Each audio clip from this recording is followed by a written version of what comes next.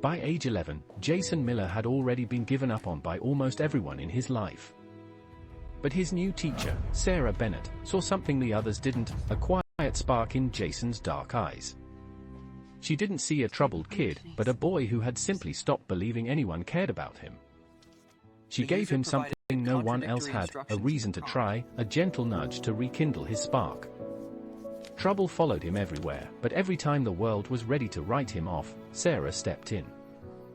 She stood between Jason and the principal, calmly placing a hand on his shoulder, a reassuring presence in chaos. She stayed late, every single day, not because she had to, but because she chose to be there for Jason.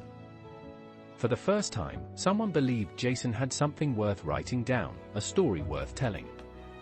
Slowly, the boy who never spoke in class began to fill pages with his thoughts, his voice, his dreams. Little by little, Jason Miller started believing what Sarah already knew, that he mattered, that he was seen. But school wasn't the only battle Jason was fighting, the war at home was just as fierce. At home, there was no notebook, no kind words, only chaos he couldn't control, a constant storm. He learned early that some wounds don't show on a report card, some scars run too deep. Sarah noticed the bruise, her expression shifting from concern to quiet resolve. She always noticed. She never asked him to explain, she just made sure he knew her classroom was safe, a sanctuary from the storm. Behind the scenes, Sarah fought for Jason in ways he never even knew about, a quiet advocate, a fierce protector. She connected Jason's family with a school support counselor, a lifeline in a sea of chaos. By the end of that year, the boy who never spoke stood in front of the entire class, a confident voice.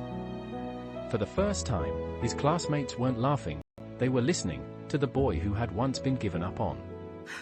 That moment didn't erase his past, but it gave him a glimpse of who he could still become, a brighter future. Years passed, and Jason Miller graduated, moved away, and life carried him far from that classroom, but never forgot. The boy in the grey hoodie was gone, replaced by a man who had built a life of his own, strong and resilient. One afternoon, Jason found himself standing outside his old school, a familiar and yet unfamiliar place, a nostalgic ache.